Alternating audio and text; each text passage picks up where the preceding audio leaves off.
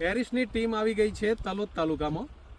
તલોદ તાલુકામાં અહીંયા પાયામાં અમારા ફાર્મરે એક કીટ વાપરેલી છે અને એ કીટના રિઝલ્ટ કેવા છે એના માટે તલોદ તાલુકાનું મોહનપુર ગામ અને ત્યાં ગાડી ત્યાંના એક રાજા છે જે સ્ટેટ રાજા છે અને એમના ખેતરમાં મને ભાગ્ય મળ્યું છે કે અમે ત્યાં રિઝલ્ટ અમારી કીટનું બતાવી શકીએ. તો અહીંયા આવતા અમને ખબર પડી કે કીટનો પહેલો ફાયદો એ છે કે તંતુમૂળ ખરા ને બહુ મોટા છે. હવે ઘણી વખત એવું હોય છે કે લોકો બીજા માઇક્રોરાઇઝા ભાઈ બજારમાંથી ઉપયોગ કરતા હોય છે, તો બીજા માઇક્રોરાઇઝાના મારા જોડે ફોટા છે. એ માઇક્રોરાઇઝાના અંદર એકદમ ઘણા બધા મૂળ થઈ જાય, પણ જે માલ છે એ માલ રહેતો નથી. માથાના બાલ જેવી નાની જારી થઈ જાય અને એ જારી પોતાનો ખોરાક ખેંચતો હોય અને એમાં ફ્રૂટ સેટિંગ થતું નથી. માટે માઇક્રોરાઇઝાના અંદર એક ક્વોલિટી વાપરો. માઇક્રોરાઇઝા ડ્રીપમાં તમે ગમે તે કંપનીને આપી દો છો એવું નહીં કરવાનું. માઇક્રોરાઇઝા જમીનમાં આપવાના, કીટના અંદર આપવાના એરિસના, અને એન્ડોમાઇક્રોરાઇઝા જ આપવાના. એન્ડોમાઇક્રોરાઇઝા સિવાય એન્ડોમાઇક્રોરાઇઝાના અંદર એક નિયમ છે, એ તમારા જમીનમાં પડી અને એના જે ફૂગ બેક્ટેરિયા છે એ આના મૂળના અંદર રચન કરી અને એના તંતુ મૂળ અને મૂળનો ભરપૂર વિકાસ કરતા હોય છે. જેમ એક મોટા ઝાડના વિકાસ થાય મૂળનું, તે જ રીતે આનો વિકાસ થતો હોય છે. હવે આના અંદર આપણે બટાકા જોઈ લઈએ. બટાકા આપણે જે આવ્યા છીએ એ સાહેબને બતાવી જોઈએ, રાજા સાહેબને, કે આના અંદર કેટલા બટાકા છે. સાહેબ આપનું નામ? પૃથ્વીરાજસિંહ, મોહનપુરના વતની છો. શું નામ તમારું? અરે આ ગામનું શું નામ? મોહનપુર. મોહનપુરમાં આવેલા છો. આજે કઈ તારીખ છે? 26/12/2025. 26/12/2025 ના દિવસે આપણે આવ્યા હતા. બટાકા કઈ તારીખે તમે? 8 તારીખે મૂક્યા હતા. 8 તારીખે મૂક્યા હતા એટલે માનો ને સમથિંગ આજે કેટલા દિવસ થયા?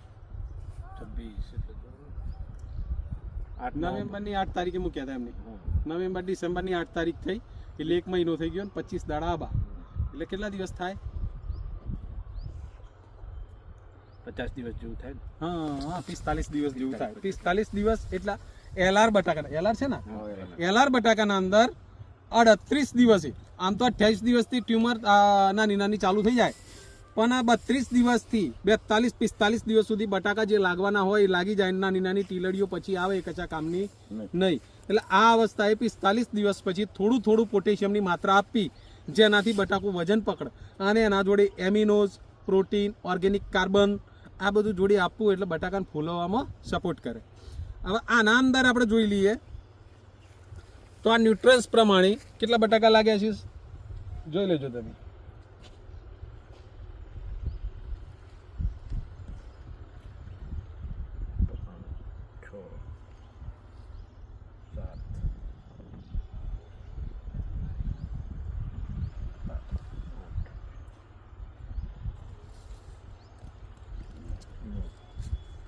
કેટલા બટાકા લાગ્યા છે બાપુ? 9 બટાકા લાગ્યા છે. તમે ગણ્યા એ વ્યવસ્થિત ગણ્યા. હવે 9 બટાકાના અંદર હજી તમને નાના મોટી દેખાય છે. દેખાય નાના મોટી. હવે આને શું છે ખબર છે કે જે લાગવાની પદ્ધતિ ખરી ને મૂળની તાકાતથી એ કીટથી તો લાગી ગયા છે. હવે આને એક સરખા બટાકા લાગવા માટે એમની પોતાની ટ્રીટમેન્ટ ઉપર આધાર રહેશે. પણ મતલબ સબ્જેક્ટ એક છે કે કીટનું રિઝલ્ટ શું છે, કીટમાં કઈ કઈ વસ્તુઓ છે. હું તમને કહું, કીટના અંદર આવે છે કેલ્બોર, કુદરતી કેલ્શિયમ બોરેટ આવે છે. કીટના અંદર આવે છે મરીનો, જે નોર્વેનું 40% જાઇમ આવે છે, 24% ઓર્ગેનિક કાર્બન આવે છે. કીટના અંદર આવે છે ઓર્ગોબૂસ્ટ, જે જમીનની તાકાત વધારે અને ઓર્ગેનિક કાર્બન અને ઓર્ગેનિક માત્રા વધારી અને જમીનના જે ઝેરી દ્રવ્યો છે એનો નાશ કરીને સારું એવું પ્રોડક્શન આપતી હોય છે.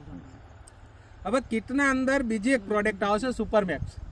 સુપરમેક્સ એ પોસ્ટલ ફોર્મમાં આવે છે અને પોસ્ટલ ફોર્મમાં એના અંદર 68% ગંધક જોડે માઇક્રોન્યુટન આવે છે કોટેજ કરીને, અને પોસ્ટલ હોવાથી 120 દિવસ સુધી એ રાગે રાગે કામ કરે છે અને એવા માઇક્રોન્યુટન બજારમાં ક્યાંય નહીં મળે. એટલા માટે હું કહું છું કે કીટ કઈ શું કરવા વાપરીએ છીએ અને એનો શું રિઝલ્ટ છે એનું 100% આપણને ખબર હોવી જોઈએ, નહીં તો વપરાય નહીં. બાપુ તમારા મતે રિઝલ્ટ કેવું છે? સારું છે ને? આમ કીટનું રિઝલ્ટ કેવું લાગે છે તમને? આપણે બીજા જે કીટ નથી નાખી આજુ પાડોશી એમનું એ તમને રિઝલ્ટ બતાવીશું. ખેતરમાં એમની વાયેલા છે ફ્રાયસોના, અને ફ્રાયસોનાના બટાકા છે એ પણ તમને ઉપાડીને બતાવી દઈએ. એના મૂળ તંતુ મૂળ કેવા છે આના અંદર ખાસ કરીને જોઈએ એનું મધર સીડ્સ ફેદું કેટલું છે એ ખાસ જોજો, કારણ કે ફેદાના અંદર છે ને 2-3 ફેદા થઈ ગયા હોય ને તો બટાકા વધારે દેખાશે, એટલે સિંગલ ફેદું જ જોવાનું. સિંગલ ફેદાની આ કેટલી દોડી છે? 2 થી 3 દોડી છે. હવે 3 દોડીના અંદર આ જે નંગ લાગ્યા છે ફ્રાયસોનામાં એ પણ 1 તારીખે છે. કઈ તારીખે? 7 તારીખે છે. 7/11/2025 દિવસે આ વાવેતર એમને કર્યું હતું, અને આજે 26/12/2025 દિવસે અહીંયા જોવા માટે આવ્યા છીએ. અને એના અંદર આપણે જોઈ રહ્યા છીએ કે કીટનો કેવો રિઝલ્ટ છે. બાપુ આના અંદર નંગ કેટલા છે?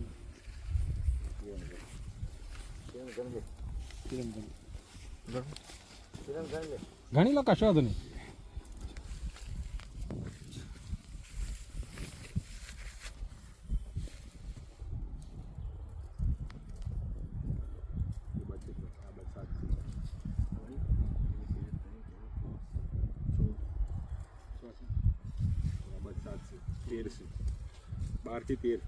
ચલો ને આપણે 11 જ ગણીએ.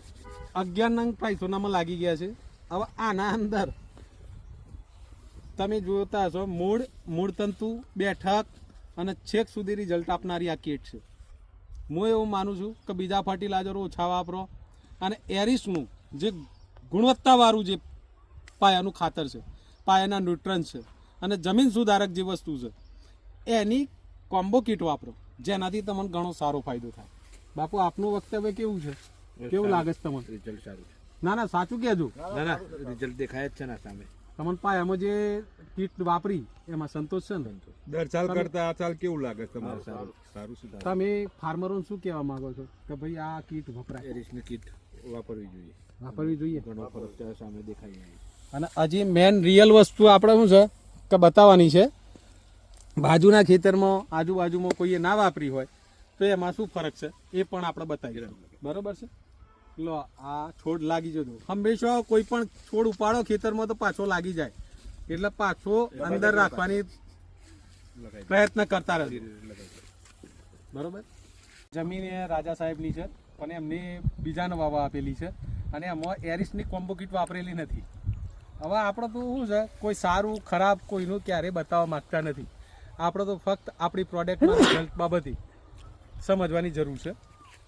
આમાં એમને પોતે જે રેગ્યુલર ફર્ટિલાઇઝર આવતા હોય, ડીએપી, પોટાશ અને સલ્ફેટ, એ બધું વાપરેલું છે. શું વાપરેલું છે ખબર નથી, પણ એરિસની કોમ્બો કીટ વાપરેલી નથી. અને કોમ્બો કીટ નથી વાપરી. હવે આ ફેદું એ તમે જુઓ મોટું છે, આમ તો 30 ગ્રામથી મોટું હોવું જોઈએ.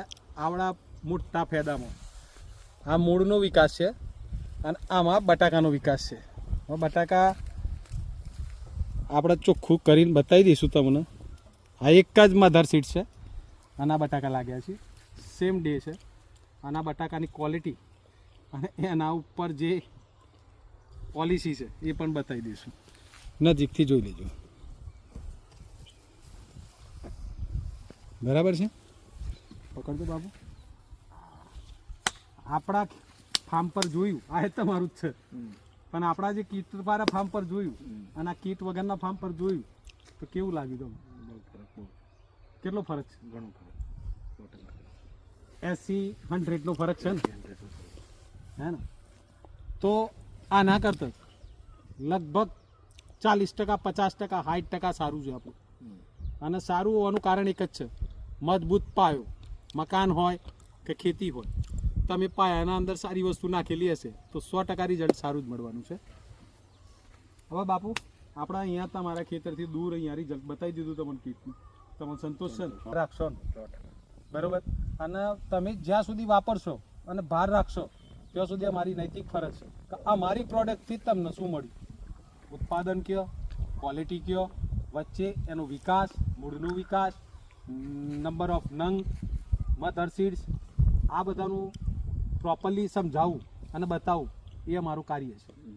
હવે એરિસ એગ્રો લિમિટેડ કંપની તરફથી આપણે અહીંયા સમાપ્ત કરીશું, પણ એ પહેલો બાપુ સાહેબનો પરિચય આપી દઈએ. બાપુ સાહેબ, આપનો નંબર?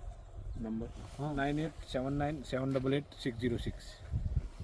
બાપુના ફાર્મ પર અમે ખાલી બટાકા અત્યારે શું સ્ટેટસમાં છે એ જ જોવા આવ્યા હતા. કીટ બનાવવાના આશયથી નહોતા આવ્યા, પણ તો છતાં અહીંયા આવ્યા પછી બાપુ અમે એમ થયું કે એરિસની પ્રોડક્ટ વિશે થોડીક એમને માહિતી આપીએ, અને એ માહિતી પ્રમાણે બાપુ તમે ખુશ છો ને? હા, સર. સારું છે ને? એરિસની પ્રોડક્ટ તો કેવી લાગી? 100% દેખાય. દેખાય ને? Thank you Bapu.